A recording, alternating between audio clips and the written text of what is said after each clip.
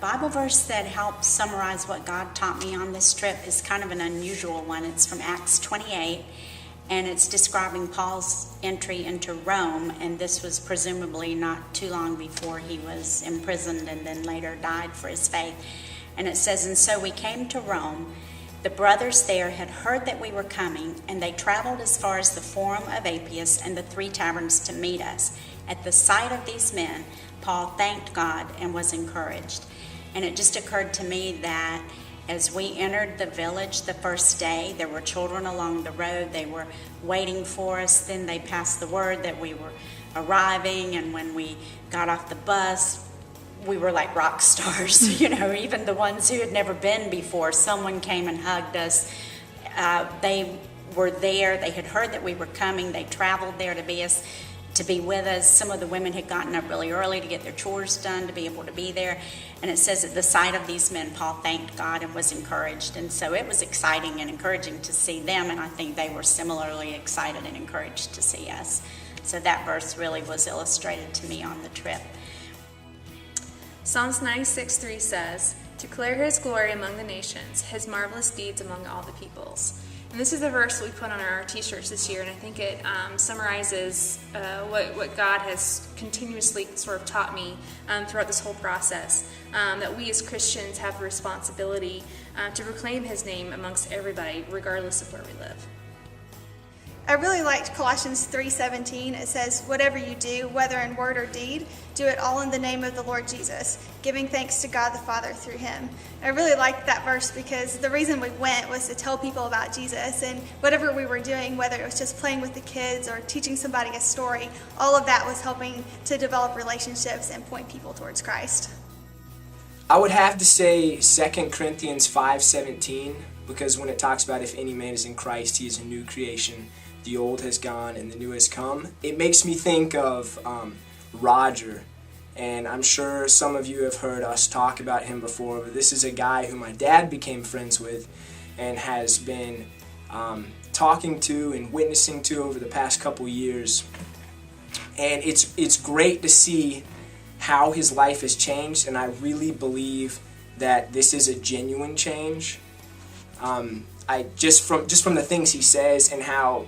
And actually, it was because I usually ended up being the translator between him and my dad, or him and Pastor Scott, and so I spoke with him almost all day long, pretty much every day, and so I got to know him pretty well, and he would always come over to me first to talk, and so it was cool to see how now one of the things he told me was that he's had enemies in the past, and people he used to get in fights with, now he's inviting to church.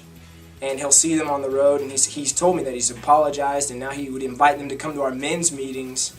And the coolest thing was seeing or hearing how he had decided to get married to the woman he was living with after he became a Christian. After he got baptized, he just felt convicted and decided to get married to his now his wife. And I thought that was just amazing to see how the gospel's literally changing his life.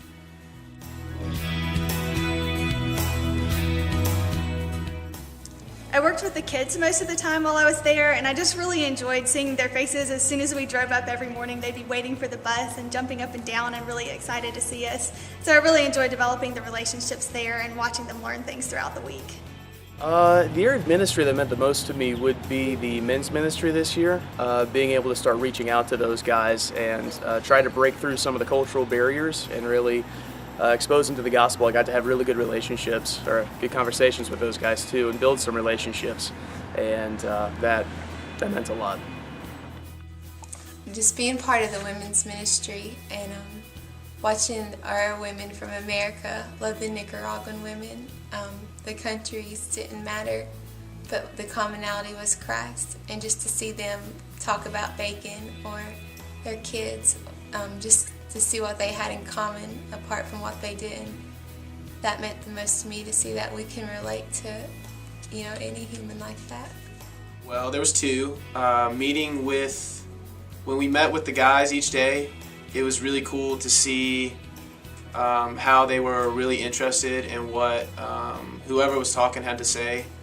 That was really cool to me. And Another one that I really enjoyed was working with the kids and just like how happy they were to see us every time we got there and how much joy they had. That was another really cool one. For me, it was working on the fence. I think it says something about the nature of men in general, and well, I guess some women too. But you can just sit there, and regardless of the language barrier that might exist, you can just look at something and say, "Hey, we're going to tackle this." There's no communication necessary. Like me and John and Ryan were just communicating with grunts and gestures and machetes and axes to these people while we were working on this fence. And it works. It really works. And I don't know, it shows people that you care. You're actually giving something back to them. And it's something that they can work on with you. So it's not just a gift. It's like, hey, let's tackle this together.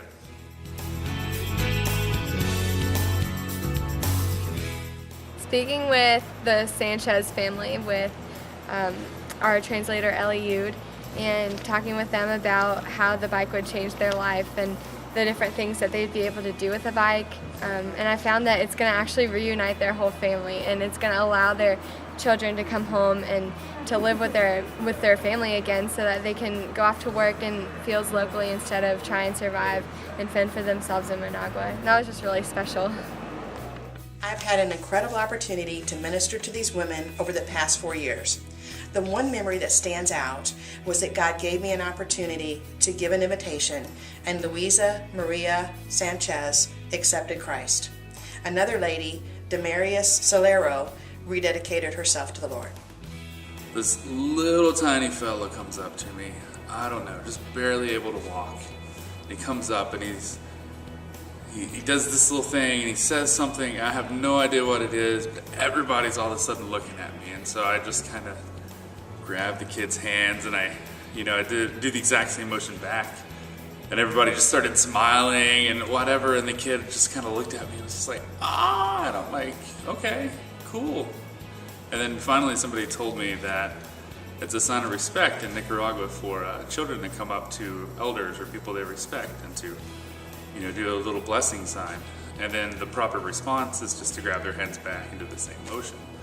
And the dad was all excited telling me, he was just like, that's so cool, I'm just glad that you guys were able to have that moment.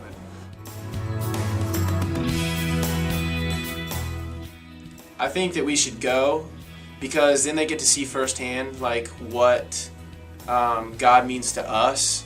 Instead of just sending them money and being like, figure it out on your own, we get to show them firsthand of what it looks like to be in love with God and just the joy that He gives us.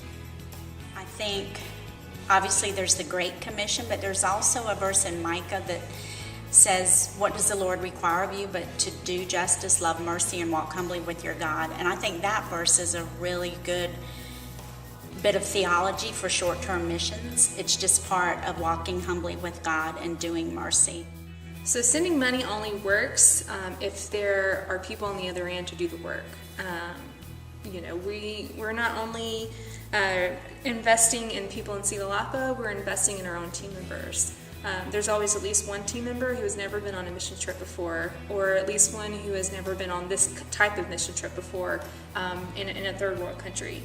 So, I feel like, their eyes are open to the realization of what most people in the world live, how most people in the world live. And, from there, God could take them to all kinds of places. And so I feel like if we don't send, then we're not growing. When people ask me how to explain this mission trip, it's hard to explain it in words. Just to see the people and the heat and just to be there, you can fund it, but it's one thing to experience it yourself.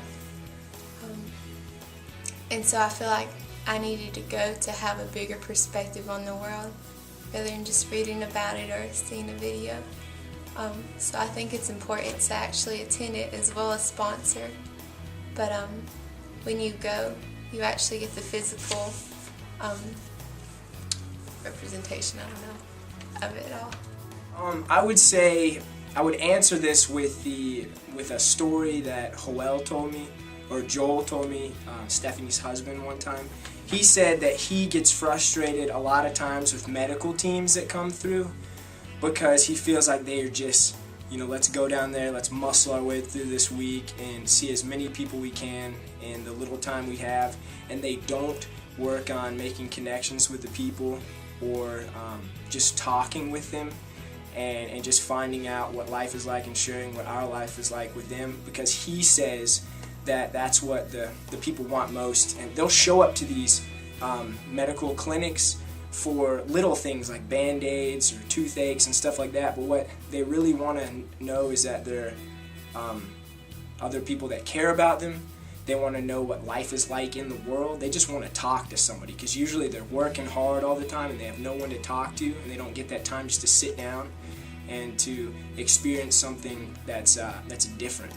Well, we're called to go, and we all have different gifts and talents, and I think if we don't send people, then we're not utilizing the talents that God gave us in ways that we're designed to do. Not everybody goes. Some people do send money and give support, and that's very needed, but we're God's hands and feet, and we're there to share the gospel. We need to tell people about Jesus, so if we're not doing that, we're not doing our part in the Great Commission.